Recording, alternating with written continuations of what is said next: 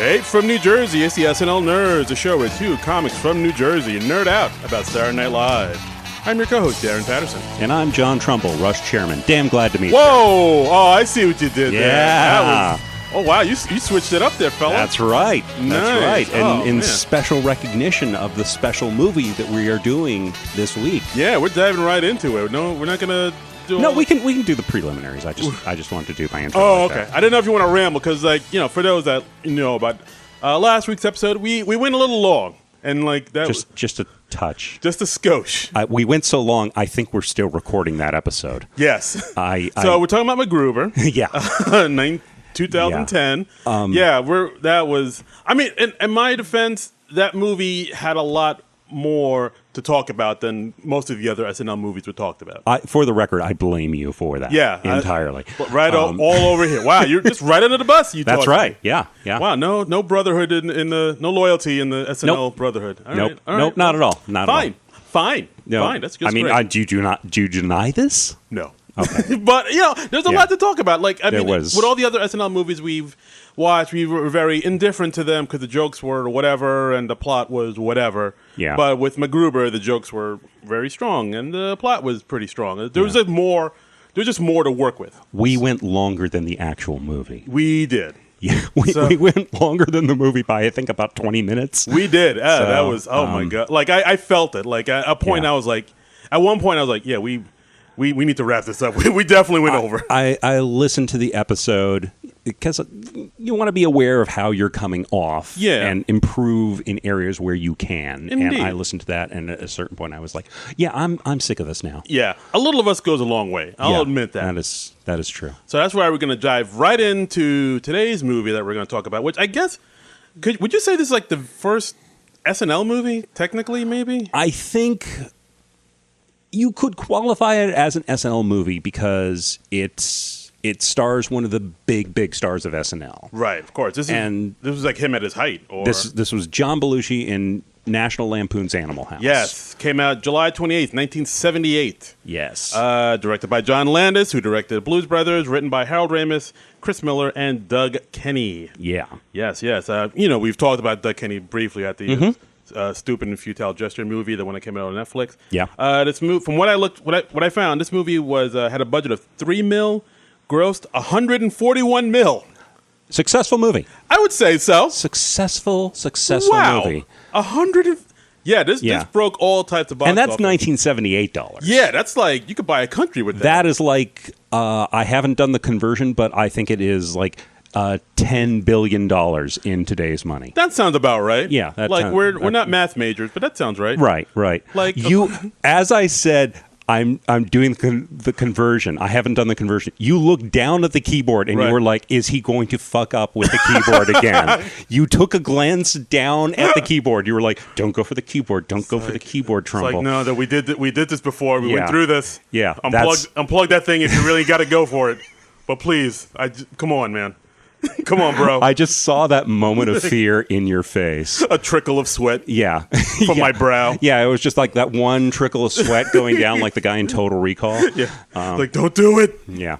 But this movie was a huge blockbuster. This was, and I don't know. I mean, what we said, Belushi was in. I would say this is the movie that launched Belushi, if anything. I mean, he was already on the rise, but this one. I mean, he was like the only known person in the cast when they did the movie, because he'd already had a couple seasons of SNL under his belt, right? And but they originally wanted to cast it with even more people from Saturday Night Live. Did you hear about this? I did not hear about this. Okay. Did you know about this? Did you hear about this? Did you hear about this? Did you know about this? So originally there was discussion. They were going to have Dan Aykroyd as D-Day. Okay. The Bruce McGill part, the motorcycle riding guy. It was kind of based on Aykroyd because Aykroyd's a big gearhead. I could see that. All right. They were talking about Chevy Chase as Otter. I could definitely see that. The ladies' man. Yeah, the guy. Poon hound, I would say. And then Boone, they were talking about Bill Murray. All right. Okay. But it turns out Belushi was the only one who was really interested in it.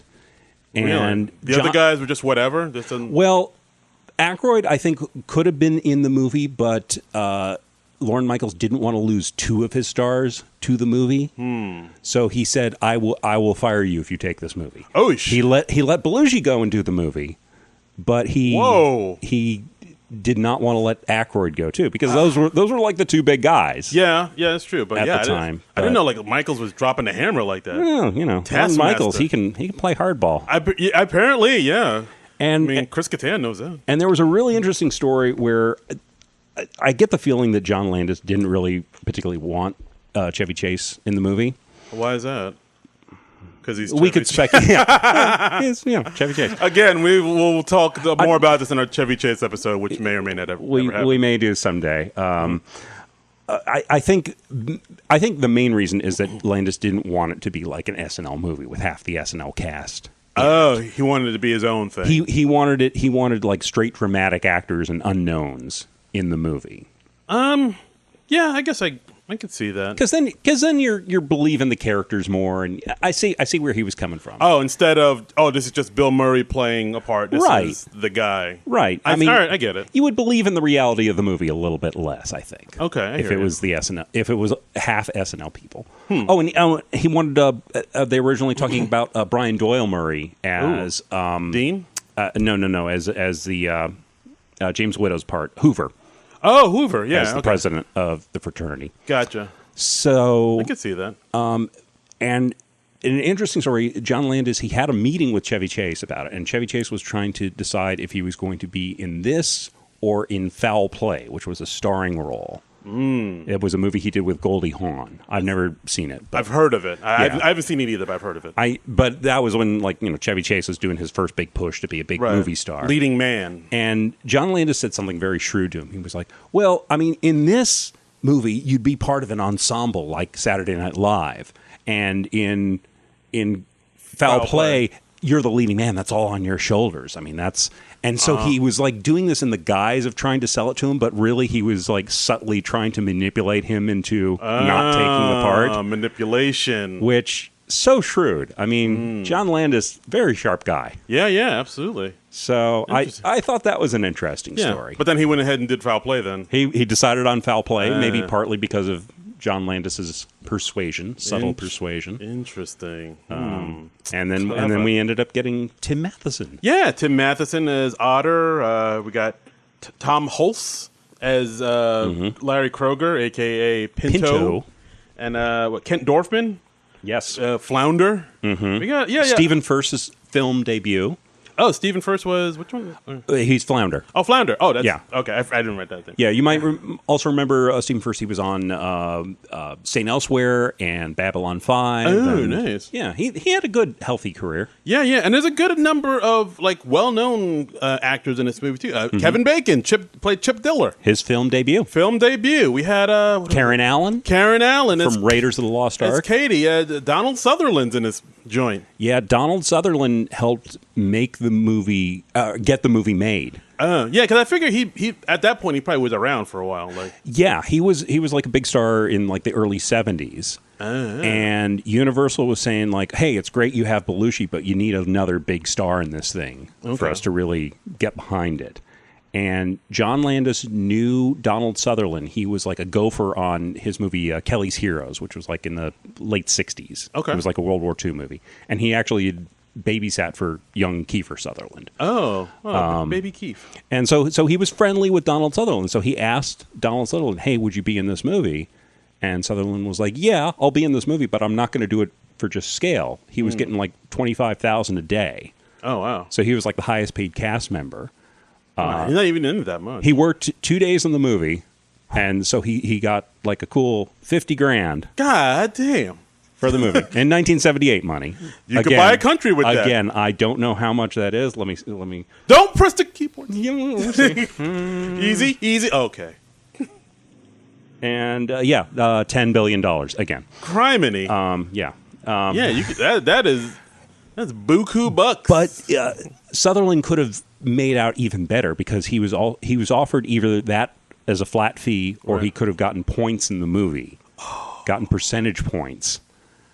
And if he'd taken the percentage points, he would have made millions of dollars. Yeah, I think from what I hear, it seems like this was like a movie no one expected much from. No. like people. I mean, how did it even get made? Like it was just like one of those things where we know Doug Kenny like was the main writer on it. Right. Okay. I mean, it really grew out of National Lampoon. Right. And it grew.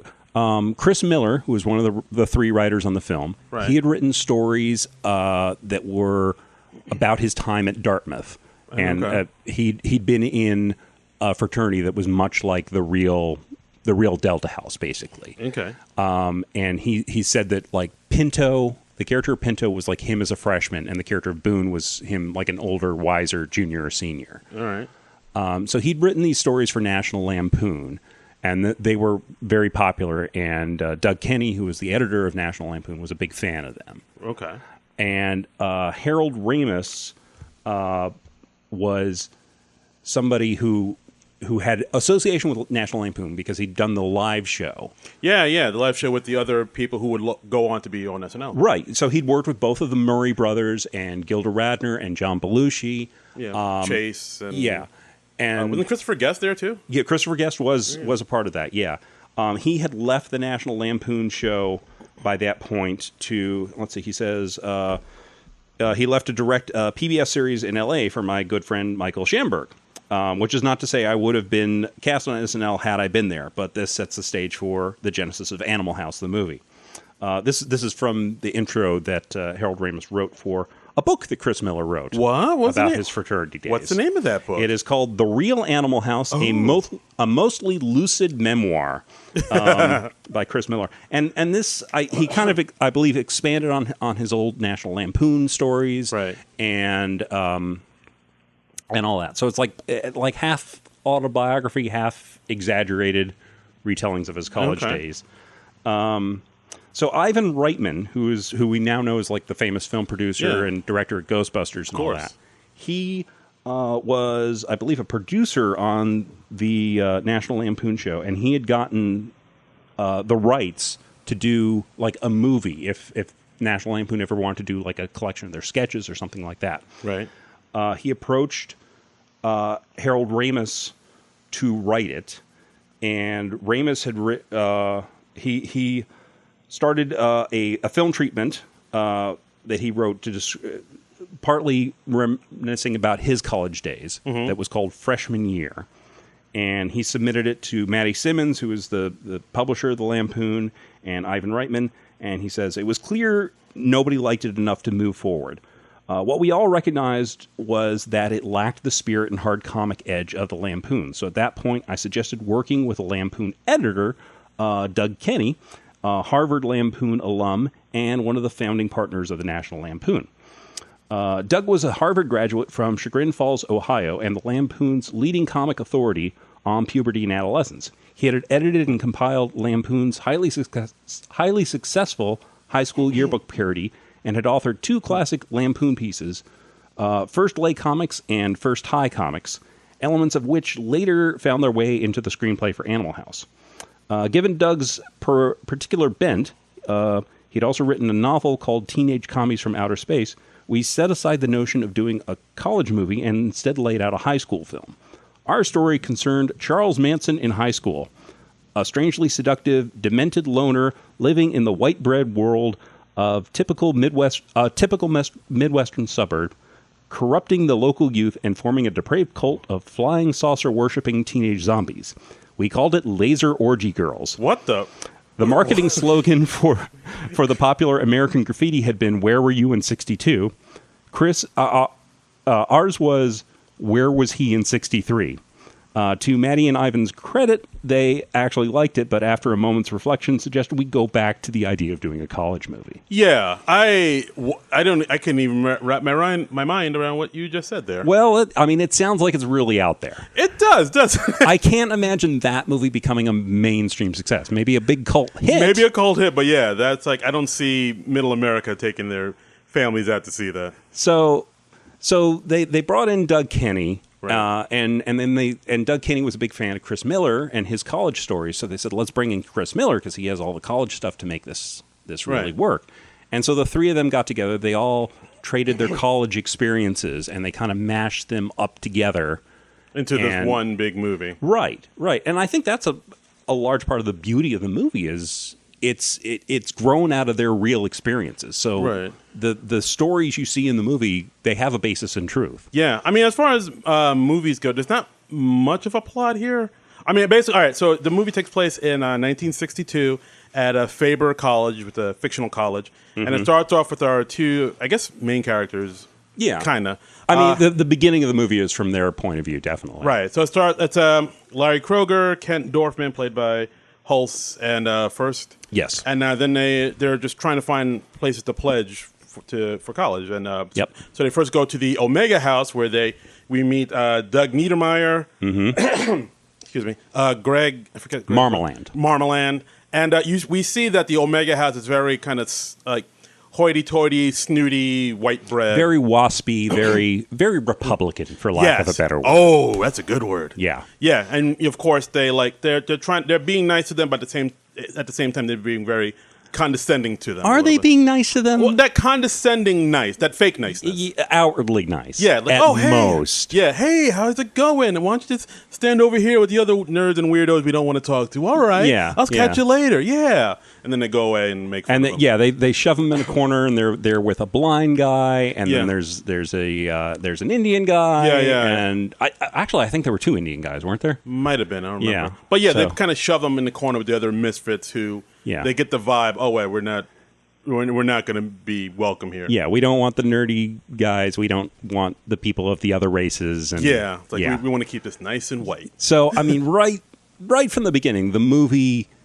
lays down that demarcation between the good guys and the bad guys. Yes, very much so. So then they go next door to the Delta House, and because Kent says, "Oh yeah, my brother went here. I'm Legacy." Right. And of course, it's the exact opposite of the Omega House, because it's literally like just drunken people scream. They're met when they first get there. They're met by Bluto, played by John Belushi, who's like urinating outside and saying, "Hey, is this the Delta House?" And of course, he turns around and ends up peeing on their feet. Right, like, and you don't see that. You don't. But see they just do it through the staging and the sound effects. Right, you hear splashing. Yeah, you don't even see wet pants. Yeah, but you see them like shaking their legs as they're going up the steps. Right. So then you see that like they go into the Delta House, and it's like a total madhouse. Just like there's literally like people just throwing beer bottles everywhere, and just people making out and screaming and hollering. It's at the whole. But it looks like a really fun party. It looks like a fun time. It's total pandemonium. Yeah. And then of course we learn that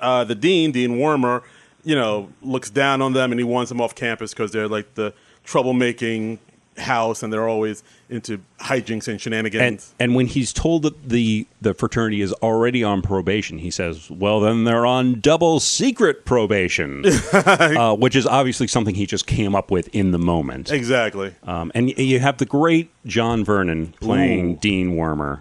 Right. Which, so he's amazing. Good. He plays it very straight, but it ends up being funny. Yeah, it's the beauty of it is, I mean, he's got that great voice, that authoritarian voice. That I don't know if it's like a baritone or what was that voice you were doing? That was my mock John Vernon impression. All right, I'm with you. He had that great booming voice. He was he was the voice of Boss Thorne on Batman the Animated Series. Ooh, if you're a fan of that show, as I am. Wow. Yes, his voice has gravitas. Yes, as some would say. Yes. So they get into that fraternity. They enjoy it very, very much, and then after that, it's just kind of like a series of vignettes about the slobs versus the snobs. Very much so. Yeah, like one of the things like right off the top is they have that one scene where I guess Kent and Larry, they go by the name Pinto and Flounder. Those are they just give them these names. There's no those are their Delta Thai Cow names. Yeah, there's no real rhyme or reason behind it. It's like you look like a flounder, so his name's Flounder. And I believe there's the one where they're like kind of like in a military type of situation, and like ROTC, ROTC, and that's where we see Niedermeyer give that speech from. And like, oh, is that a pledge pin on your uniform? Yes. And that's when I was like, oh, that's from the Twisted Sister video. Yeah, because like the lead singer of Twisted Sister, Dee Snider, he was like such a fan of that actor Mark Metcalf and him in Animal House that he put him in the video, and he's like quoting lines of dialogue in the song. Yeah, like I totally didn't know. I mean, of course, growing up in the 80s, like I've seen the Twisted Sister video 100 times, and it's like, oh, that's from that. Yeah, all right. Yeah. Yeah, I'm sure you saw the Twisted Sister video before you saw Animal House. Yes, absolutely. Yeah, because I mean, one you could just see on MTV anytime, and yeah. And then at that point, where he says, like, you're all worthless and weak. It's like, oh, that was in Twisted Sister, too. Hey. Yeah, and at the end, like, Dee Snider's like, a pledge pin on your uniform.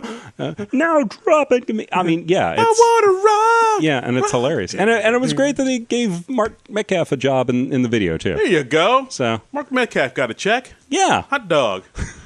All right. But yeah, and then after that, it's just like kind of a series of happenings. There's no real...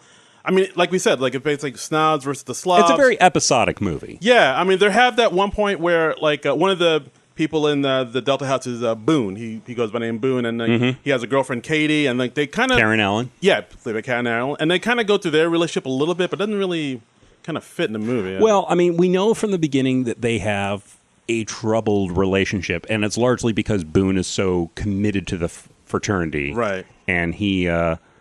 And he does things that are not in his best interest, and she's trying to pull him back to the side of sanity, and right. I mean, because like they're seniors and they're presumably going to graduate soon, so she's like, "Hey, we gotta start getting our lives together. Let's maybe be adults or something. Maybe let's not be drunk every weekend and all this." There was that too, but then well, I mean, we'll get to it, but then. I don't know. It was interesting. Like, I don't know how it fit. It fit kind of well into the movie. I didn't think it fit. Well, I enjoyed their relationship because you can see why they have their problems, but you also see that there's enough of a chemistry and spark between them that you see why they're a couple in the first place. Yeah, I could see that. So I thought it worked well. Yeah, I could see that. And also, we mentioned before, Donald Sutherland's in it. He plays Professor Jenkins. Yeah. And there's a scene where he, gets high with the students. I was like, oh. Yeah. Wow, the 60s were a wild time. And Donald Sutherland, he does not have anything approaching a period hairstyle because this movie takes place in 1962. Yeah. Donald Sutherland, he's got the mustache. He's got the curly 70s mop. Fro. Yeah. It was like, oh, all right. It's like his character is like sort of a burgeoning hippie. Yeah, like a stoner professor, and he kind of like talks to the students like, yeah, I don't want to be teaching this either, type of stuff. Yeah, teaching's just a way to pay the bills while I'm working on my novel. Yes, how long you been working on your novel? 4.5 years. I remember that. Yeah. I mean, but that's pretty much it. I mean, this movie has like a bunch of crazy. One of the things that happens is they accidentally kill a horse in this film. They do. Which I was like, oh wow, that is. PETA would have a problem with that. That is, maybe we should just give that a little. There's going to be a lot. There's going to be a lot of problematic. I'm surprised it took us that long to get to that. I mean, there are probably things we could have dinged before this, but we'll get there. Yeah, maybe I should just give the whole movie a blanket. Because there's that. There's some stuff we'll unpack later on. There's some stuff we'll unpack. I mean, there's one in particular. I'm like, whoa. Yeah, I don't know if I'd put that in there. Yeah, I mean, a lot of things in this movie would not be in a major motion picture today. Yeah, I mean, but there is like it came very close. I mean, we'll talk about it. But that was a National Lampoon. I mean, they were, before that term really existed, they were politically incorrect. They were outrageous. They were in horrible taste, but they were also funny as hell. Yeah, absolutely. And if you're funny, people forget a lot. Yeah, that's true. All right, wait. So, dead horse. So this happened because as we said before, Niedermeyer was, berating and belittling Flounder, and of course John Belushi and D-Day, played by I forget McGill, Bruce McGill. They saw what he was doing, and so they're like, "Oh, you hate Niedermeyer, right, Flounder?" It's like, "Yeah. You want to get back at him, right? Yeah." So of course they played this huge prank where they pull Niedermeyer's horse because he loves this big white horse. Take him out of the stables. Bring him into the office. The dean's office. Which, by the way, was the literal dean's office. Yeah. At the college where they shot the movie. Oh, really? Yeah. Oh, I didn't know that. Well, this is kind of an interesting story. They shot it at a college in Oregon. Okay. And the dean there, he had been at Berkeley when they were trying to get The Graduate filmed there. Oh, nice. And the school turned him down because they didn't like the script. And then The Graduate is this big hit movie. So this guy, he says well, I guess I just don't know how to read Hollywood scripts. I can't tell what's going to be a good movie or not. Okay. So, and Animal House, because the script was so outrageous, they were having a lot of trouble finding a college to shoot at. Understood. And this guy was like, well, I guess I don't know what makes a good movie or not. So, yeah, you can shoot here in Oregon. Okay. And he gave them permission and let them shoot in his office. They brought a horse into his office. An actual horse into your... Apparently. Wow. And, yeah, and then they have Flounder, like, shoot a gun. They try to tell Flounder... oh, you have to shoot the horse. And they give him a gun filled with blanks. They give the freshman a gun and saying, murder this horse in this guy's office. But, of course, they know it's, the guns are just full of blanks. So it's just a prank. And then Flounder, because he doesn't want to shoot a horse in cold blood, he shoots the gun in the air. And then apparently the horse has a heart attack and dies in the office. And they're like, oh, my God, what did you do? And, of course, they just run. And by the way, the editing is so brilliant because they have a shot of the horse, like, I don't know what the horse was doing, but they freeze the frame as the horse has like this really unnatural head position, and it just looks so freaked out. Yeah, and like then the horse died, and then they're like, oh my God, and then they just of course run away screaming. Right, and then there's another scene in the dean's office shortly after where you see just horse legs sticking straight up in the air, and a janitorial guy measuring to try and see how he can get this dead horse out of the door. Yeah, and then doesn't somebody like pull out a chainsaw? At the end of the scene, you hear a chainsaw being started up. Like, there's got to be a better way than that. I'm no animal doctor. We'll do a little animal cruelty. Yeah, sorry. I don't remember if I dinged that before or not. Yeah, but sorry, PETA. It's not. This is They didn't literally kill a horse, I'm assuming. I'm assuming. I didn't check the credits to see if they had that disclaimer. I don't even know if they had that disclaimer in 1978. Were animals harmed in the making of this film, John? I don't know. Right. I don't know, and I was 6 at the time, so I couldn't really do anything about it if they did. Oh, boy. That horse would be dead of natural causes now anyway. So. That horse lived a good life. Yeah. He was fine. Yeah, he's in a better place. Oh, well, apparently the horse was like the second highest paid cast member. Yeah. Really? The horse and John Belushi both got $40,000 for the movie. Wow. So the horse, I'm assuming, was well taken care of. That horse is part of the 1%. So everybody who's like upset that's right. about the horse, like that horse was living on the high. Yeah, horse. We have it on good authority. That horse was just an utter bastard. He would have voted for Trump. Yeah. So he's fine. So maybe that'll soften it a little bit. Right. But yeah, and then like there's just a bunch of vignettes. It's like a lot of Greg and his girlfriend Babs being, like, oh, those deltas. But then again, we find out like early Babs is having an affair with Otter. Well, she is hooked up with Eric Stratton Otter at some point in the past. Yeah. Oh, were they still hooking up, or is it just? I don't think it was still an ongoing thing. That was not the impression I got. All right. Yeah, I didn't know if they were still hooking up or it just happened once. Or I got the impression that it just happened once, and I mean Eric, because he's like a player. Right. He's like, hey, well, we should hook up again, and she's like, no, that's fine. It wasn't that great. Right. Of course. And then we find out that in the cafeteria, and of course that's the iconic food fight scene. Of course, also where Bluto like is eating all this food, like grossing out everybody. He's going down the lunch line, picking, just filling up his tray. He's got a mound of stuff on his tray. Don't know much about history. Yeah, and then he sits down at the table with Otter, and then Otter's talking with some of the Omega people. And Belushi does that famous, see if you can guess what I am now. And he fills up his mouth like mashed potatoes.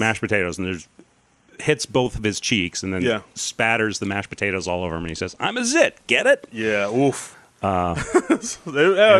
That was something. And it starts the food fight. And it's a famous thing, but it's really just a quick thing in the movie. It's like literally like a 3-second shot. It really is. It almost seemed like an afterthought that this included that. But like it's one of the most iconic scenes. But they shot it for real. Yeah, absolutely. They had an actual food fight. And John Landis was like, throw people. Throw food at people. Don't throw people. Don't throw people. That would be wrong.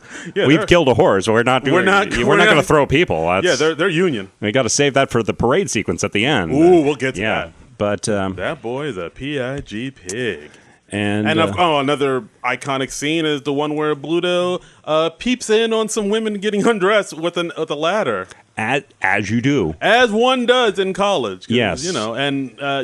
Because it was 1978/1962, and that was still innocent hijinks. Yeah, that was totally okay. That was cool back then. That was not voyeurism. I guess it was voyeurism, but it wasn't bad voyeurism then. It was fine, and we'll just do a little... Boys will be boys. And it's interesting how the movie just gets steadily more absurd as it goes. It does, yeah. Because, like, by the end, we're dealing with, like, total cartoon logic. Yeah, very much so. Like, I mean, in the scene where Bluto is peeping in at the sorority girls. Right. And it's not like how most movies would do it, where he's just like peeking up over the edge of the windowsill. You can see him. He is fully in the window frame. It's like there is no effing way people would not see him if they are looking at all in the direction of the window. There was one point where, like, I guess it was Bab. She was like, taking off her shirt, taking off her bra, looking out at the window. That was actually Mandy, but it's easy to mix them up. Yeah, I get it. But like.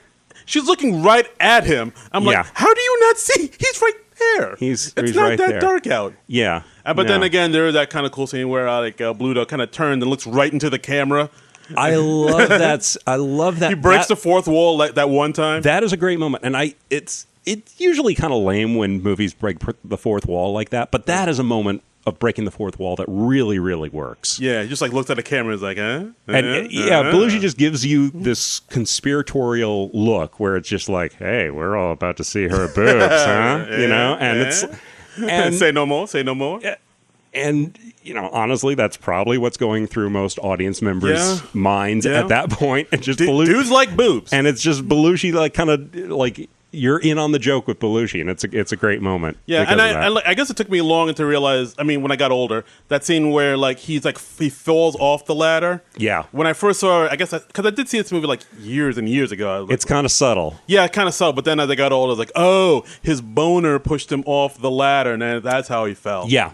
Oh, it's a boner joke. I think there was like some sort of Animal House picture book that I think again took bits of the National Lampoon stories. There's a picture book with a boner? It doesn't show an actual picture, but in the text, it a pop-up book? In the text, it makes it clear that it is Bluto's boner that pushes him away from the wall and makes the ladder fall down. Must be one hell of a boner if it pushes. Is it strong enough to push you off a wall? Well, he was a young guy. I see. So he had a lot. Virile. He had stamina. So. A lot of. So that's right. Just strong like bull. Oh, he don't need no Viagra. Nope. But So then what else happened? Oh yeah. Well, I guess to push on the plot, I guess. There's a scene where they kind of steal test answers, the Delta House, so they can pass the next test. But I think But the Omegas, they trick them. They switch the testing answers out on the mimeograph carbon that they steal from the garbage. I remember that carbon. That used to be a thing. It was like a pre-photocopy age. Right. So. Exactly. So then they all get the test wrong. Yeah. So of course that's when the dean is comes down and he's like, oh, I see you all got the wrong answers. Right. One more slip up and you're out of here, because he really wants to get the Delta House out. So. And when faced with this, the Deltas decide to do the only thing they can do, which is, of course, a toga party. Of course. What else are you going to do? A toga party. And they're like, wait, no, shouldn't we try to stay on campus? Because it looks like we're really on the shit list. Yeah. And then look, whatever we do, they're gonna kick us out anyway. So let's just have a party. Yeah, and they have a toga party, and when they're preparing for the toga party, they go to the local store to get supplies and stuff. Steal supplies. And that's true. That's true. They shoplift blatantly. Blatantly, they tuck Pinto's sweater into his pants, and they just load him up with steaks and all the meat products, all the fixins. And Otter is in the produce section, and he spies an attractive older lady there. Cougar. And yes, and he discovers after talking to her for a few minutes, it's Dean Wormer's wife. Oh, and he invites her over to the party that evening. Oh, the plot thickens. Because Otter has.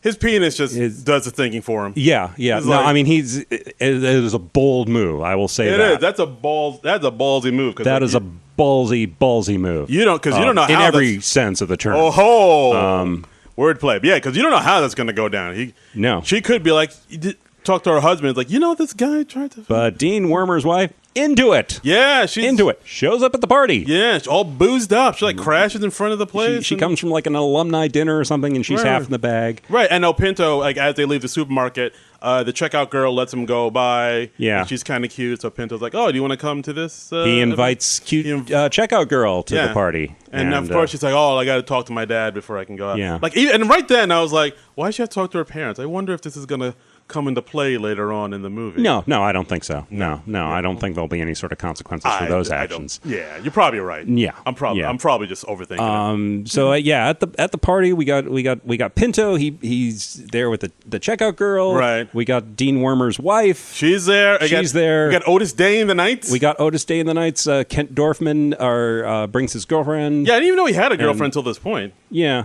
I was like, oh, and and Otter's hitting on her too. Yeah, because Otter, he just don't care. Don't bring your girl around him. True player for real, ex Puff Dad D. Yeah. We got Bluto smashing people's acoustic guitars against walls. Yes, that's a little cameo from Stephen Bishop, who did the theme song for the movie. Oh, I didn't know that. Yeah, and apparently that famous scene where Belushi is smashing the guitar against the wall, it was supposed to smash on the first hit.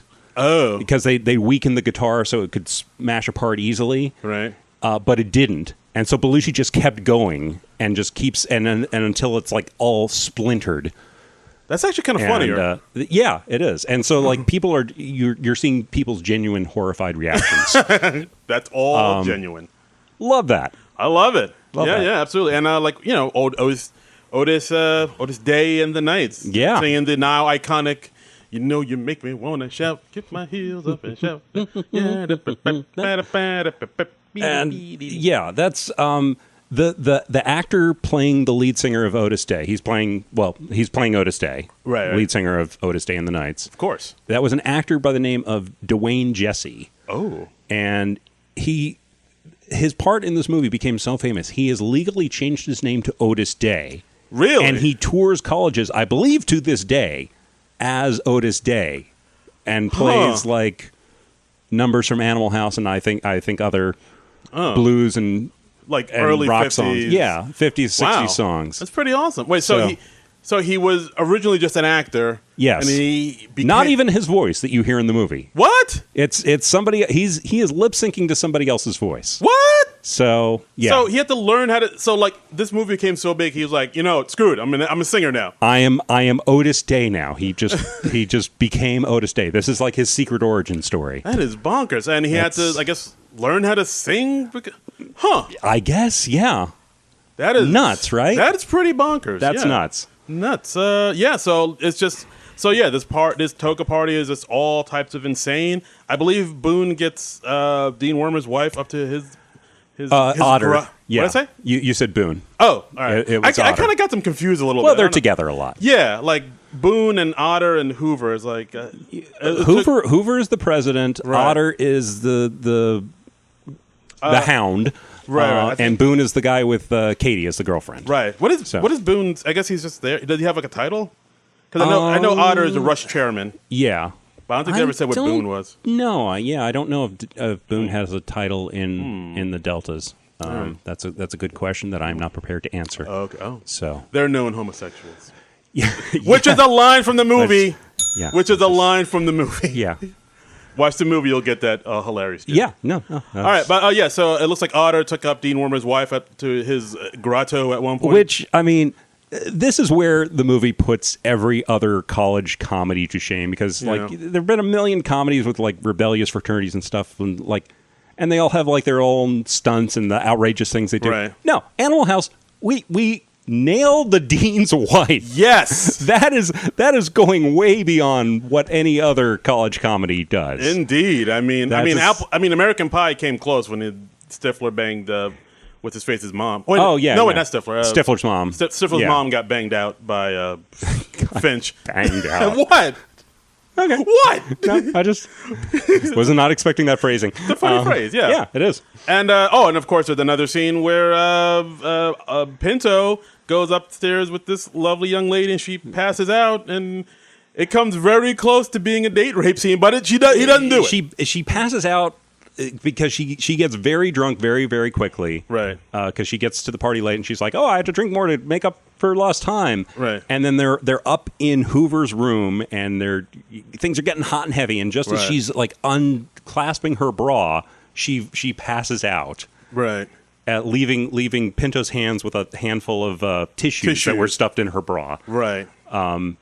And then so this young lady is passed out topless on the floor, and he gets a literal angel and devil on his shoulder, counseling him on what he should do in this situation. It gets it gets very un-PC.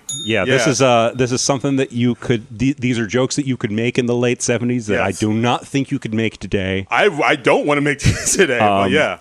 I think it's still a funny scene. It's. I will go there. I will say that. All right, but he doesn't do it. He's a gentleman. He drops her off at her house in a shopping cart, which is where we find out that she is the daughter of the mayor. Of the town. Right. There's another scene before this where the mayor was talking to Dean Wormer about the homecoming parade. Yeah. About how, I think they were trying to sort of strike a deal about their college being represented. Using the streets of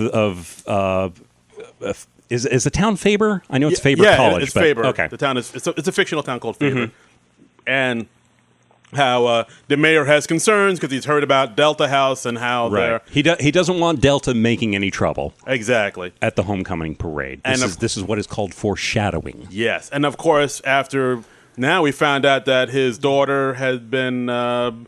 Something happened at the Delta House, and she comes home drunk in a shopping cart. Yeah, and in a toga. In a toga, and of course that gets back to the dean, and now the dean have a disciplinary probation hearing. And I love that they have the headline about the disciplinary probation hearing, and then the camera pans down to a sub heading, and it just says Dean Wormer's wife vacationing in Sarasota Springs, Florida.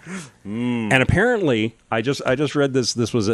This is an in-joke that Chris Miller put into his old Dartmouth classmates, because apparently there was a house of ill repute that several Dartmouth fraternity lads visited in Sarasota Springs. So that was so she's not just there to dry out, apparently. It's saucy.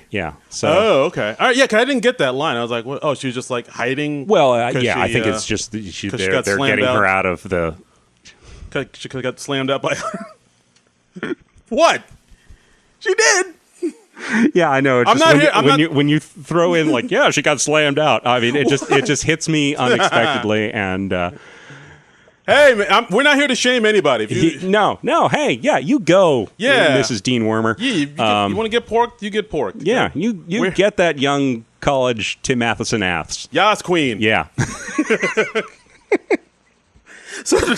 Because she is a liberated woman and she can make her own decisions, damn it. Darn tootin'. That's right. She wants that dong, she can get it. That's right. So then the disciplinary probation hearing happened, and it's basically like the Delta House wants to have their say, but it's very skewed already. The fix is in. The fix is in. The dean just wants the Omegas to have their say, but they're not letting the Delta have their say. But Otter, he gets up and he gives a big speech. It's just all BS. Right. I love the preamble to the speech. He's like, "Well, let me talk. I'm pre-law," and they're like, "I thought you were pre-med. What's the difference?" And then Otter has like this plaid suit jacket. Yeah. I was like, that's a look. Yeah. And I mean, he literally starts out and he's like, "The point is not whether we broke a few rules or took advantage of some of our female guests. We did." And then he winks at Dean Wormer, the man whose wife he violated like a night or two before. Yeah, Otter is he's something else. He is a charismatic asshole. Yeah, that's the term. Yeah. I mean, Chevy Chase definitely could have played him. You would have liked him less. You know? If Chase did because it? Tim Matheson, very likable performer. I've liked him in everything I've seen him in, and you can see him being very charming and he's more of a classically handsome guy. I think it's better that this is a really well cast movie. I mean, everybody is just dead solid perfect for their roles. All right, cool. So, all right, that's what I say. Yeah, all right. So so then they just kind of walk out knowing that they're not going to have their say, and they go out in protest So, they say they're doing it for America. They all start humming, God Bless America or something. Yeah, I don't know. The soundtrack picks it up. Yeah, and of course Dean Worm is like, you're finished, you're through, you're blah, blah, blah. Yeah. And then I guess at this point they like throw them out. Or Dean he threatens to have their charter pulled. Right. And then we see, they are dismantling the house later on. So he was successfully able to get their national charter pulled. Yeah, so they're taking out all the stuff out of their house, even the stuff they didn't steal. Right. And they're removing the flags and the letters, the Greek letters in the front. Right. And like at one point somebody's carrying like a case of beer and he accidentally trips and breaks them, and Bluto's like, oh no! Yeah. Like and they're all very disheartened. I think at one point Otter tosses Bluto like a full bottle of Jack Daniels, and he downs it like in one gulp. Yeah, and you can see like Belushi's actually doing that. It's shot in one take, and it was actually iced tea that they were doing. I had a feeling, yeah. I read a little about the shooting of the movie. Belushi was clean at this time, and he was like working hard to stay clean. Oh, so he was not really partaking of the partying. Okay, that was happening. Okay, so. far out.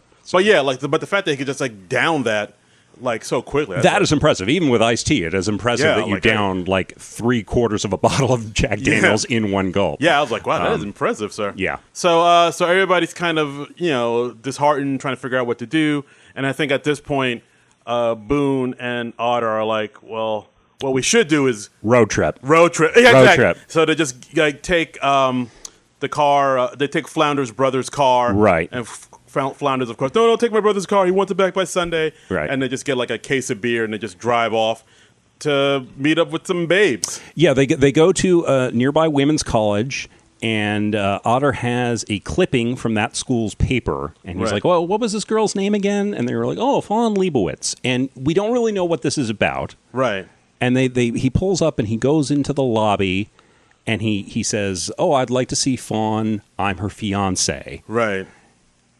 And then her roommate comes down to break something to him. We don't know what. And we find out over the course of the scene that Fawn Leibowitz was a sophomore, I believe, who got killed in a kiln explosion. Oh, Lord. In the ceramics lab. Oh, rest in peace. Yeah. And this is his scheme to pick up girls. Yeah, he pretends to be Fawn's fiance, and of course he didn't know that Fawn died. And so he's distraught over this, and he's like, I just don't think I should be alone tonight. Could you come out with me? Yeah. And bring dates for 3 of my friends. Like, oh my God, that is. And apparently, one of Chris Miller's real fraternity brothers actually tried this. I don't remember if it succeeded or not, but I believe this was at least tried at some point. Yeah, so through that he gets dates for himself and Boone and Pinto and Flounder. Yeah. And then they go try to find a place to hang out. They find this club that Otis Day is also playing at, Otis Day and the Nights. They go in there. It's an all-black club. And yes, they're the only white people in there. Yeah, wait till Otis sees us. He'll be so excited to see us. And of course, Otis sees them. He has no idea who they are. He's like, "What the fuck? Who are you?" The looks that I love that when they walk into the club, all noise in the club stops dead. The band stops playing on a dime. I'm pretty sure I heard a record scratch. All conversation stops, and then it's just gentrification. And then Otter just leans in and goes, "We are going to die." Yeah. So of course they try to play it off. They're like, "Oh no, this is fine, and let's hang out here."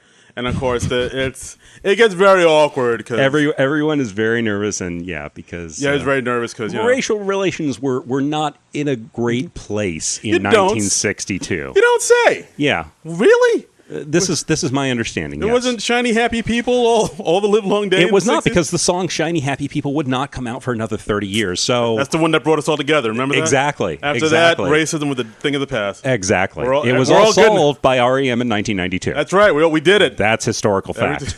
Everything's a beautiful rainbow now, guys. And I just love, like, at one point Boone just like calls out to Otis. He's like, "Hey, Otis, my man," and Otis just gives him a look like, "What the are you doing? Who are you? What is it? He has no memory of the guy from the fraternity party he played probably just a couple weeks ago. Yeah. And this scene, it's so wrong, but it's so funny. It's something. And then, of course, as the scene goes on, everybody's very uncomfortable. But then, a black person just kind of sits with them, and not say anything at one end, and then another black person comes and they kind of circle them, and they're like, "Oh, what's going on, guys?" And then one huge, they come over to the table and they're like, "Do you mind if we dance with your dates?" I'm not going to do the voice that the guy does, but imagine the most exaggerated black man voice. Say, man. And they're like, "Oh, why no, we don't mind." And then we just see some hands come, take their table, rip it up off of the floor. Because, we have that strength.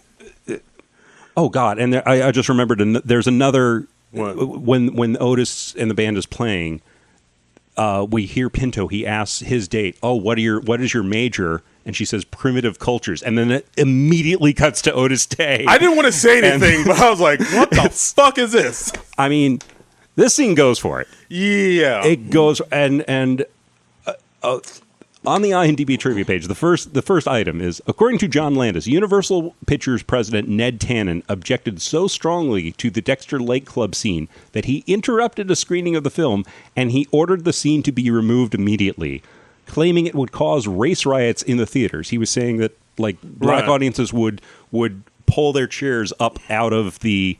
We can't pull up chairs out of brown people. Did Ned Tannen think that all black people have superhuman strength? They're gonna didn't you read the? Come on! Did you read Luke Cage? They can do these things. They're bulletproof. They can pass through walls. My God, man! Did you read Black Lightning? They can. My God, there's no end to what they can do. They can control the weather, like Storm and X-Men. They can do anything. My God. So, but the way this ended up, they kept it in the film, was John Landis screened the film for Richard Pryor, who then wrote a note to Tannen, which read, "Ned, Animal House is fucking funny, and white people are crazy. Richard." And so they kept it in the film. Okay, yeah, I mean, and as far as I know, there were no race riots because of this film. I would have heard about that. I don't think they were brought because up. I mean, as a black person, did you find this scene funny? I mean, that scene, it was riding the line a little bit. I was like when you said, "Oh, primitive style." By the way, have we given this? There you go. There's a little blanket scene for that. Yeah, because they said primitive. Yeah, primitive cultures. Style, and then they cut to Otis Day, and now part of me was like, did they just do? Was that was that intentional? That is 100% intentional, Darren. There is I don't know if I was they were messing with me. No, was that? No, was that? And then you are not reading a thing into that scene. That is not subtext. That is text. All right. That is text right there. Yeah, so I was like, I don't know. And then, of course, let's go back. The guy saying, "Do you mind if we dance with your dates?" And they were like, "No, not at all." And then, of course, they get so freaked out by the guy ripping off the table. The guys immediately just leave and abandon the women there. Yes, and we didn't mention before, Otter is still playing the grief card. So he pretends to be overcome with grief. He goes out to the car. He sits in the back seat, and then his date, who I'm afraid I've forgotten her name, but she goes out to comfort him, and that turns into them like a makeout session. They're getting hot and heavy in the car, and then we see when the other Deltas come storming out, she screams and dives out of the car. Right, she gets out of the car, and then the guys just peel out. Yeah, the Negroes took our dates. By the way, that's there's kind of an obvious continuity issue there. What's that? I don't know if you, but once you notice it, you can't not notice it. Oh, what is so the woman in the back seat with Otter, she is topless, as you are in movies of the late 70s. Of course. Of course. And she dives out of the car, but when there's a shot of her diving through the window into the back seat of another car, she has her bra back on. Oh, I didn't even notice that. Which totally understandable. If I was a young actress and I was having to do that stunt, I would damn well want a bra on. Of course. You want to protect the goods. I want a bra on now. Exactly. I mean, sometimes I feel like I need a little support. Yeah. Covered up these Tetons. Yeah. But it's just there's no human way you could get a bra on that quickly. Yeah. Of course, but Yeah, I mean, but I find that mildly amusing. Yeah, no, it was great. So so then the guys peel off without the dates, without the women, and then women end up like walking back to their house. And there's like, what I don't understand is what Fawn would have seen in a boy like that. Because they still believe the cover story. Yeah. And they don't know these guys' real names. Yeah, it's before the internet. You can't track them down. It's so wrong, but it is so funny. It's a lot of wrong. I mean, then what else do we have? Katie, we find out had a affair with their professor. Yeah, the next morning, Boone's checking up on his girlfriend Katie. Yeah. And then we see that she has we see a little Donald Sutherland butt. Donald Butterland. Apparently, he did that as like something for the gag reel. Okay, and they kept it in the movie, and I think it was also because like they had Karen Allen do a butt shot as she's like coming out of the bedroom.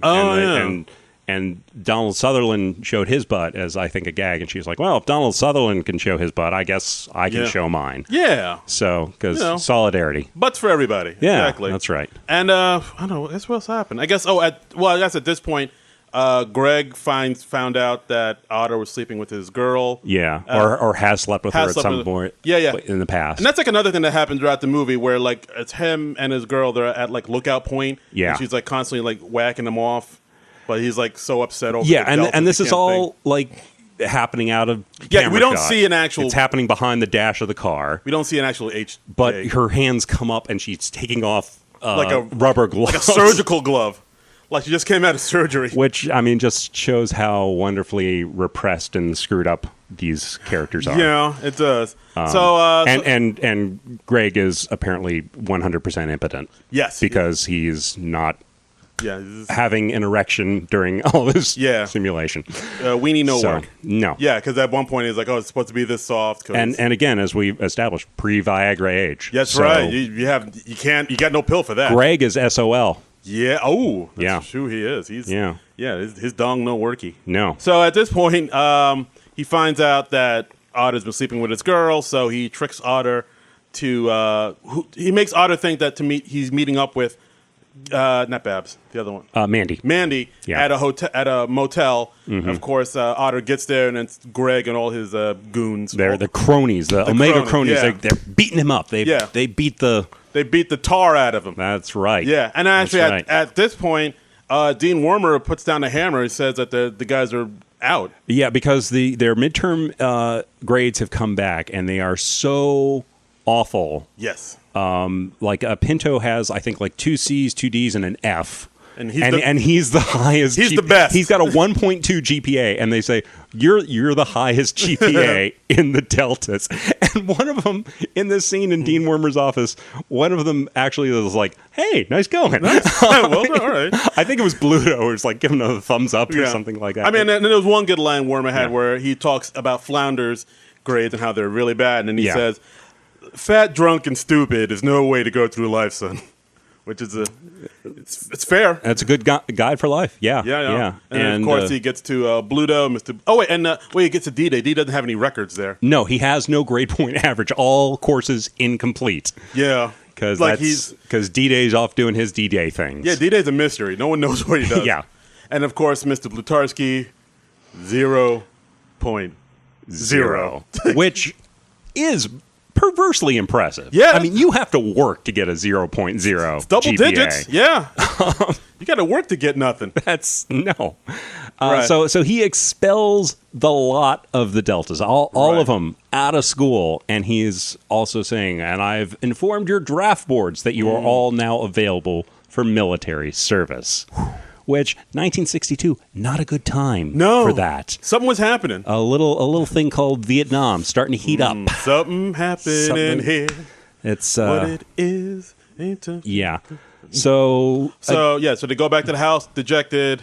Otter comes back. He's all beaten up and bloody. Yeah, I didn't. That was at one point too, where like Otter, where they said, "Otter, what happened to you?" Like, "Oh, Greg and his goons beat me up." And I was like, "Why'd they beat you up?" It's like, I don't know. I guess we're just animals like that. I was like, "Weren't you sleeping with his girl?" Well, no, I mean, they don't say, "Hey, we're beating you up because you slept with that's true. I mean, you got to infer that, the guy whose girl I slept with is beating me up. Maybe the two are connected. I don't know. Well, I mean, I feel like his whatever he had that went on with Mandy happened far enough in the past that he's maybe not making that immediate connection. I guess so. But I mean, let's face it, the Omegas have many, many reasons to have the Deltas, and vice versa. Yes, of course. And vice versa. A lot of hate, exactly. So, of course, they're all dejected. They don't know what they're going to do. And that's when Bluto makes his big speech. They say, "Oh, it's over." Of course, Bluto not over till we say it's over. Was it over when the Germans bombed Pearl Harbor? Yeah, it's like, no, it's not over. The Germans? Oh, forget it. He's rolling. Yeah, and the going gets tough.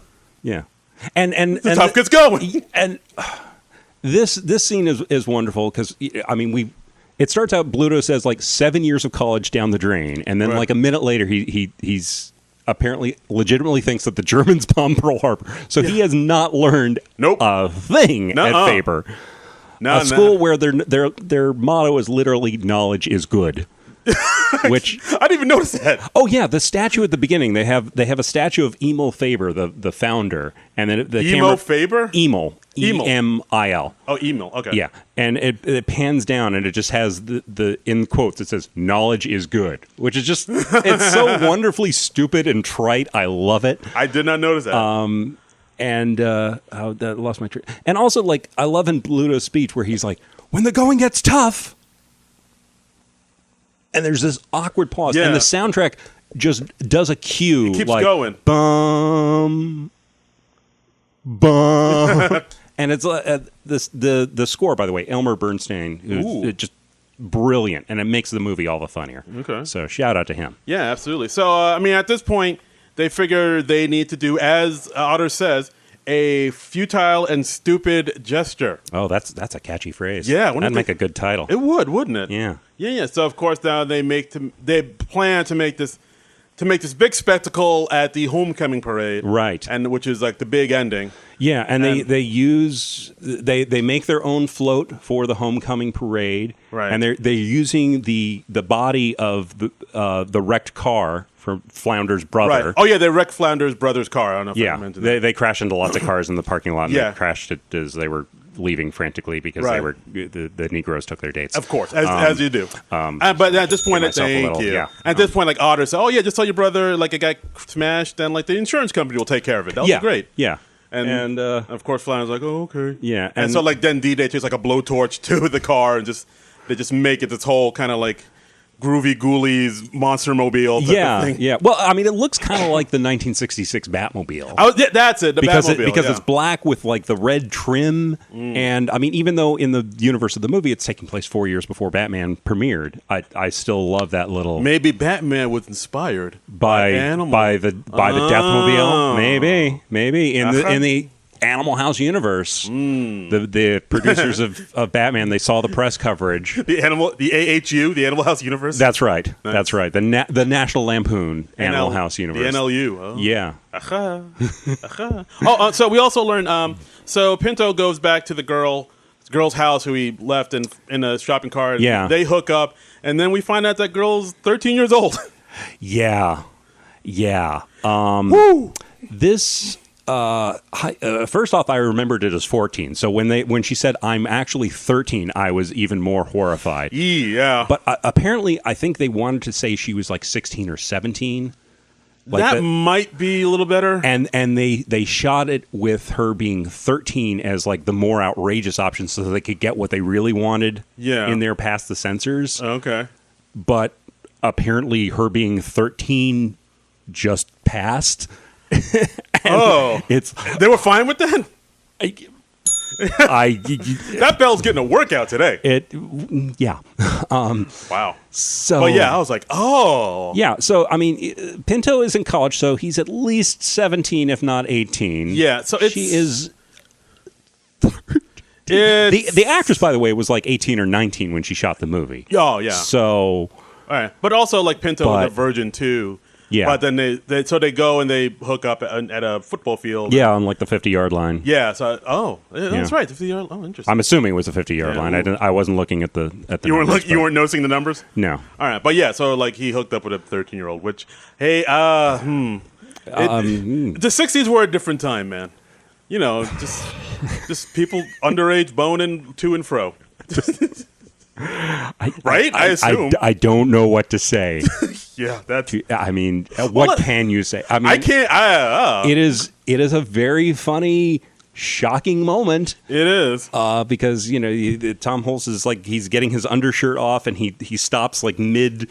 Yeah, he's like he's about to take his shirt off and he says, "Oh yeah, by the way, I'm 13." But then he stops. But then they cut right to the parade. They don't show what he did. It's left to your own imagination. And we see Pinto rush in with the girlfriend. I'm forgetting the character's name. Mm-hmm. And she runs up to her dad, the mayor, and she's like, "Oh, this is Larry, the boy who violated me last month. Oh, we have to get married." I was like, wow, wow. So the parade. We got to talk parade. About it. So basically, they build a float. Mm-hmm. Well, actually, no, they have the car and they build a float. Yeah. This huge cake float that says "Eat Me" on the side. Right. Sure. And they pretty much crash the parade. Right, and they make a shambles of it. They crash into the other floats. They sabotage everything. All the Omegas are doing. The ROTC is there. Actually, one of the Deltas, played by Doug Kenny, plays Stork. Yes, Stork. I was trying to remember the character's name. Right, who has the line of "What are we supposed to do? You're moron." Yeah, brilliant performance. I mean, he just has that one line, but he has a fully fleshed out character. Right. So Stork kind of leads because it's the marching band in the parade. He managed to lead the marching band down an alley and kind of leave them there. And they're all stuck. Because again. The climax of this movie, we are in a full cartoon logic world. Very much so. Because he leads the band into the alley and nobody stops and says, "Hey, we're in a dead end." Yeah. No, they all just run into each other and become stuck and stuffed in the alley. Yeah, they're just it's like a toy robot in the corner. Yeah. They just can't get out. Just it's like if your Roomba gets stuck in a in a corner. That's even better. Yes. Yeah. Your Roomba in a corner. Right. So they crash the parade. They cause all types of pandemonium and the whole melee. There's a float that's promoting racial unity. It's got a white hand and a black hand clasping hands, and then they crash into that float, and the two hands separate. And it was the subtext of that gag is it was outrageous and it's hilarious. And there's a float with women dressed up as Playboy bunnies. Oh yeah, and one crashes through a young boy's window, and he's looking at a copy of Playboy, and this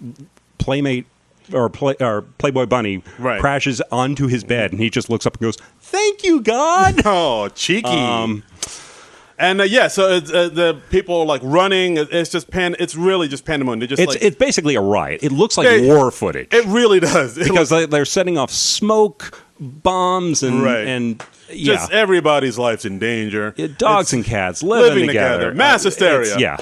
And it's just bonkers. And of course, the dean hates all this, and I think he falls off his podium and because they crash the Deathmobile into the bleachers. Exactly. The mayor and the dean and the dean's wife and right. It's a whole type of it's insanity. It is. Chip Diller, played by Kevin Bacon, he gets trampled. and he is totally flat, like a Warner Brothers cartoon, right? Judge Doom in Who Framed Roger Rabbit. Mm-hmm. Picture that. He's like that. Oh, and there's also another scene earlier when he gets into the Omegas where he gets paddled, which is a famous scene. Thank you, sir. May I have another? Yeah. I was like, I guess. Which I guess is something that happens. And I was never in a fraternity myself, so here, I don't. I only knew that world from a distance. Yes. I think a lot of the fraternities had cleaned up their acts by the 90s when I was in college, but all right. So they claim. I went to the odd fraternity party. Oh, I nice. usually enjoyed myself there. Oh, but, bro, you nailed some strange. That was so unconvincing. I apologize. I'm seeing a whole new side of you on this episode. I bro out when I talk about bro movies. Yeah, I guess so. I smell like Axe body spray now. I was like, oh, that Entourage movie was actually pretty good. It was really good. Right, bro? So the Deltas wreck the parade, and and then they do this thing that I kind of like, where they show what happened in the future of each of the deltas. Right. Like you've seen this in other movies like American Graffiti, and at the end of That Thing You Do, it says like, oh, here's what happened to this character 10, 15 years down the line. Right. It showed like Hoover became a lawyer in Baltimore. Yeah, public defender. Right. Otter became like a gynecologist in Beverly Hills, of course. Yes. Feel up women all the live long day. Yeah. Flounder becomes like a sensitivity counselor in Cleveland. Right. Pinto, he became the editor-in-chief at National Lampoon. Yes. Yes. And then, of course, it shows that the Omega is like Greg. He went on to work for Nixon. Nixon, White House aide, raped in prison, 74. I was like, gee, that's dark.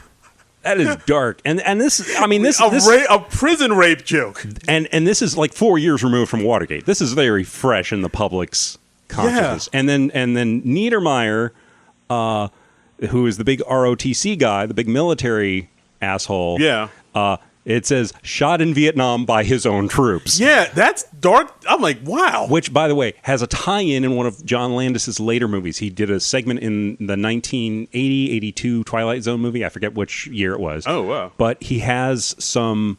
there's a segment in there that takes place in Vietnam, and he has some soldiers saying, like, oh, we shouldn't have fragged Niedermeyer like that. Really? So he has like a little in-joke in there about Niedermeyer getting killed. Easter egg. Yeah. Nice. So that's interesting. I did not know that.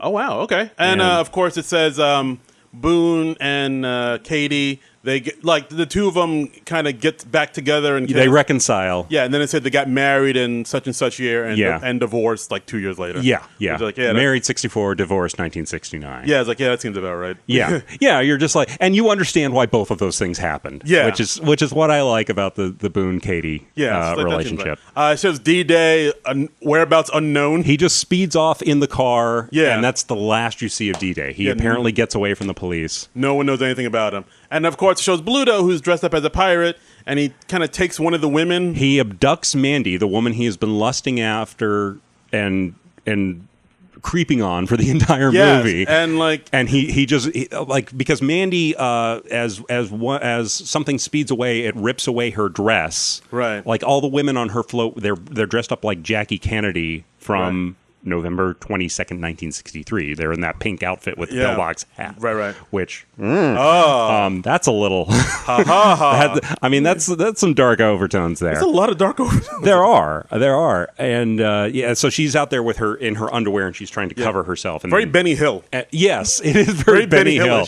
Yeah, she's just like, I have to switch my hands constantly from the top to the bottom, and how do I cover myself up? I don't dive for cover. I just stand here and constantly try to cover myself with my hands. If you're out in the street in your underwear, you figure you'd run into a building or something to hide. But that is what a real woman would do, most likely. In movies, women just stand in one place and just try to cover themselves with their hands. That is what they do.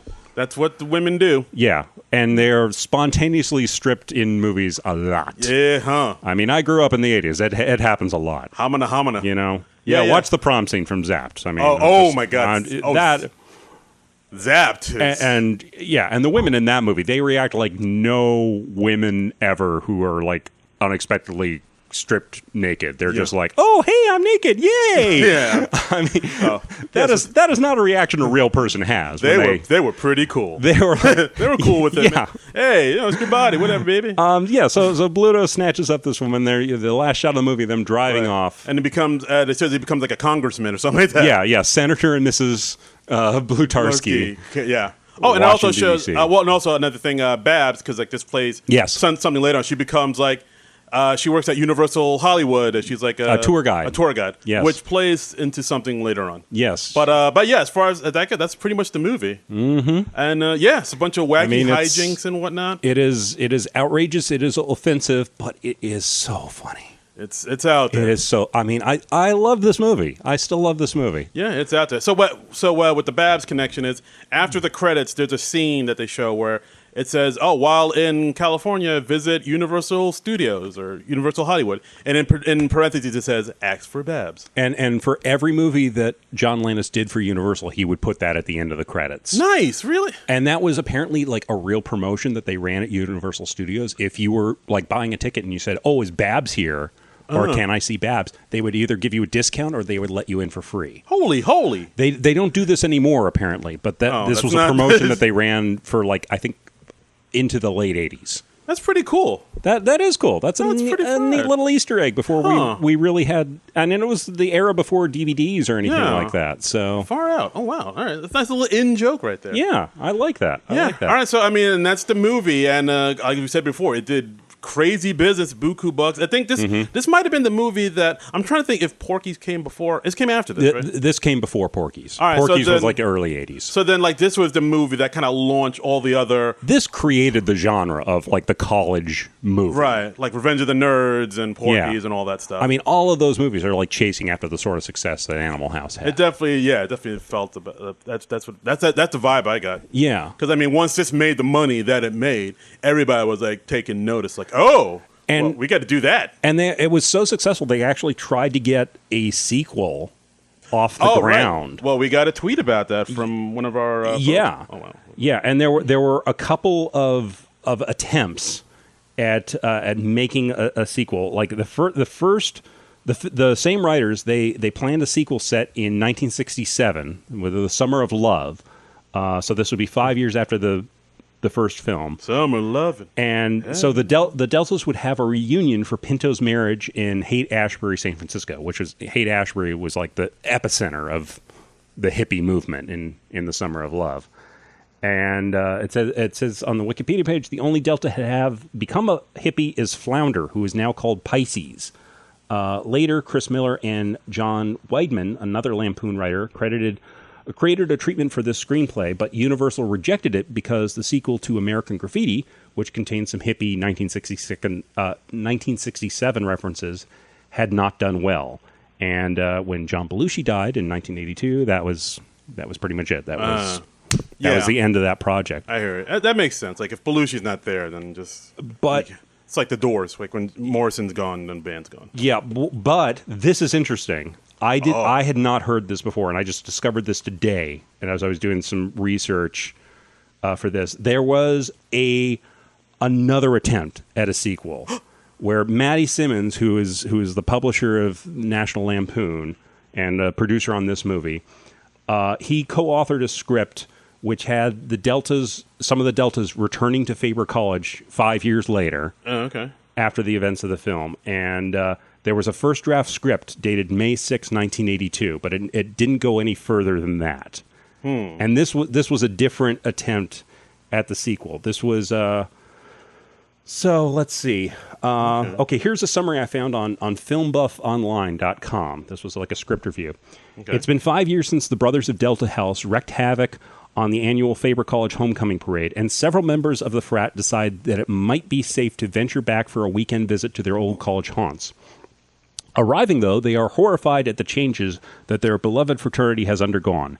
After keeping it closed for half a decade, Dean Wormer has allowed Delta House to reopen, only to fill it with a collection of nerds and geeks, the type to never cause the problems that have been associated with the Deltas in the past. And so Boone, Otter, D-Day, Pinto, and Flounder take it upon themselves to instruct their new frat brothers in their fraternity's infamous history. They almost immediately run afoul of Wormer and the members of Omega House, led by their old nemesis, Doug Niedermeyer. Wormer wants to run the returning Deltas off campus before they sour filthy rich alumni Milton Vanderslag on donating more money to the college. Things escalate to the point where the Deltas enter into a bet with Vanderslag. Wormer and the Omegas, which puts the future existence of Delta House at risk. To win the bet, all they have to do is best the Omegas in 2 out of 3 competitions, contests that the Deltas aren't really suited for at all. Honestly, this sounds a lot like Revenge of the Nerds. It sounds a lot like... Maybe they got a hold of them, like, oh, let's just do Revenge of the Nerds. Or I'm wondering if maybe in some weird way Revenge of the Nerds grew out of this script. I could totally see that. Like if they just decided to take that script and file the serial numbers off and interesting. Change it just enough that it's like their own thing. Yeah, I'm very curious now. Also, I wrote down another little tidbit.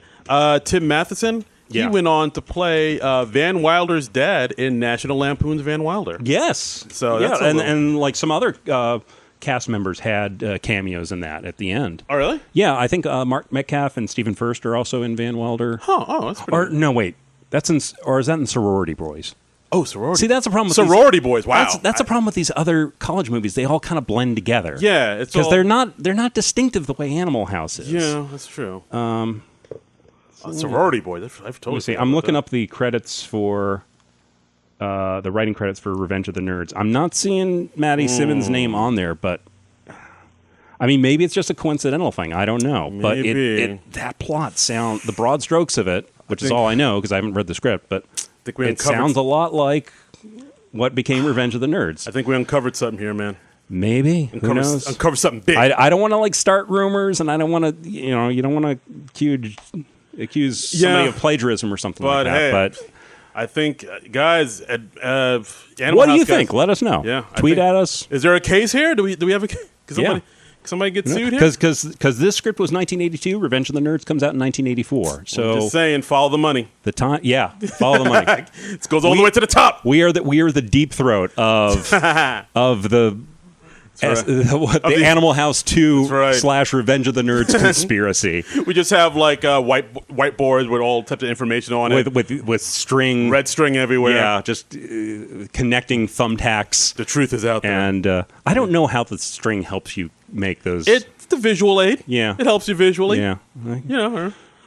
So that's the movie, and Animal House. It is some kind of something. It's still hold up. It's one of the classics of comedy. It's one of the cornerstones of modern comedy. It really did help kind of build this new genre of crass. We have American Pie to thank for it, and what else would I say? Revenge of the Nerds, Sorority Boys, like you mentioned, old school. Oh, right, old school. Yeah, definitely. Basically any movie that takes place in a college in the 80s came or from 90s or 90s. You gotta tip your hat to Animal House. Somehow. I mean, because this is the one. This is the Thing. blueprint. Yeah, and I feel like after this came out, then they started doing let's do Animal House, but in a ski lodge, or Animal House or maybe I was gonna say a summer camp, but maybe Meatballs is more for summer camp. They were trying for some of that. Yeah. They were trying for some of that slobs versus the snobs. Yeah, exactly. Thing, but it was definitely that. This definitely helped pave the way. I mean, just the archetypes in this movie. I mean, you just know the character types so well. Right. I was reading they were talking about the writing of this movie. They were studying things like Archie comics and things to really have the characters be archetypes that you could instantly respond to. And I think everybody can identify with this movie to some degree if you had any kind of college experience. Yeah, absolutely. You're like, oh yeah, I knew an Otter, I knew a Boone, I knew a and apparently no one knew a D-Day because he was just not there. I hope you didn't know a D-Day. Oh, because that would be frightening. Yeah, but I knew a D-Day. I can't talk about it. But so that's the movie, guys, that's and the movie. That's our podcast. So I guess we should just wrap her up. Well, I mean, I think we could give a little teaser for next week. Oh yeah, let's do that because this movie was so successful. They tried to duplicate the success in other media, in television. And they were actually all three networks. At the time, this is an era when we only had three networks. The big three. All three, ABC, NBC, and CBS, they all introduced sitcoms with a college theme. You don't say. Yeah, and there was one called Brothers and Sisters, which was, I think, one about a black people. No, it was about, the other brothers. It was about like fraternity brothers and sorority sisters. I thought it was about a college going co-ed. Oh, all right. And there was one called I think I've forgotten the name of the other one. Let me see. Co-ed Fever, which is that is so generic. I know, isn't it? Co-ed Fever. And there was another one that was called Delta House, which was a half-hour sitcom on ABC from the creators of Animal House. Oh. And we had several people continue from the movie, reprise their roles from the movie. We had John Vernon as Dean Wormer. We had Stephen Furst as Flounder. We had Bruce McGill as D-Day, and James Widows as Hoover. So a decent amount of people from the movie. Yeah, all right. I mean, it's not like that MASH show where they only got Radar. Never heard of it. Yeah. And we had a young unknown by the name of Michelle Pfeiffer play a sorority girl by the name of Bombshell. Ooh. So, and it lasted all of 13 episodes. So one season and they were out. One and done. All right. So I thought it would be interesting if we watched this show and talked about it next week. We're going to deviate from our movies and get into television. Yeah, we're gonna talk about Delta House, because it turns out all 13 episodes on YouTube. What? Yeah. What? So no one's clamoring to stop that. They're just like, put it out there. Whatever. What are you gonna do? Right. I mean, I don't know if it's been issued on DVD or anything like that. We'll research this. Okay. Go to our libraries. Yeah, we'll go to our extensive libraries, and we'll get our computer guys on it. And don't type the keyboard. Easy. It's fine. It's fine. If I'm not on the wrong screen, it's fine. You're gonna give me a heart attack. Crying out loud. You're going to be like a horse in a dean's office. Exactly. They have to chainsaw me in half to get me out of here. That's right. But that's what we're going to talk about next week. Yes, Delta House. So you can look up Delta House, and you can find it on YouTube, and you can watch it, and you can compare and contrast our reactions. Indeed. With your own. You can watch along with us. That's right. Hey. That's right. So we got our work cut out for us this week, because that's 13 half hours. That's like 6.5 hours of content. Oof. Time to binge. All right. Then we purge it on the microphones. That's right. That's what we're going to do. It sounded kind of gross, but you know what I meant. Yeah. But, you know what I meant. But until then, you can follow me on Twitter and Instagram at Darren Credible, DARIN Credible. Got a few shows cooking up, coming out. I don't remember them right now. But if you want to, you can go to my website, DarrenCredible.com, and find out. Yeah, or just follow him on the line. Yeah, and he'll let you know about him there. I check my Twitters and Instagram obsessively. Yeah, so just reach out to me. I'll get back to you. There you go. And as long as you're not some weirdo trying to sell me stuff or get into my bank account, I'll respond back. All right. Yeah. And you can follow me on Twitter at Trumbull Comic. Mm-hmm. I'm also on Instagram. I don't post on Instagram, and yet somehow I checked this week, I have 205 followers. How is that possible? I have had an Instagram account for 6 months. Okay. I have not posted anything. You've tagged me in a few things. I have. I don't even know how to can you retweet something on Instagram? You can't. You got to down. You can't. If you download another app called Repost, you can do it. See, this already sounds like it's more trouble way too much work. It's more trouble than it's worth. Yeah. So this is why I don't Instagram much stuff. I like things. I'll occasionally comment, but right. I somehow have never posted anything, and I have 205 followers. I don't get how this works. They've got to be Russian bots. They probably are. At a good chunk of those. Most likely, because I'm not that fascinating. Anyway, but on Twitter, I post stuff. Yeah, and you can follow me on there, and you can follow the SNL Nerds Twitter account, the official SNL Nerds Twitter account at SNL Nerd Show. That's right. Get us follow us on or listen to us on Non-Productive.com, the website. Yes, we got a lot of interesting podcasts there. We got Side Adventures. We got. Oh, there's the Big Brother podcast, the Honeymooners podcast, the Near Mint podcast. Yes, check them out. There are a lot of good shows on the network, and we want to help lift a rising tide lifts all boats. That's right. It takes a village. That's right. And of course, Patreon. Give us some money if you can. Yes, money is always great. Yeah, you can do that either on non-productive.com or just go to Patreon. Just look up SNL Nerds, and you can send us a little money to help bring you this wonderful content. Absolutely. So, and let's wrap it up there. And thanks, guys, for listening. Toga. I guess that's the best way I could figure out end it. All right. Yeah. All right. Thanks, guys. See you next week. Later. This has been a non-productive media presentation. Executive producer, Frank Hablawi. This program and many others like it on the Non-Productive Network is distributed under a Creative Commons Attribution Non-Commercial No Derivatives license. Please share it, but ask before trying to change it or sell it. For more information, visit non-productive.com.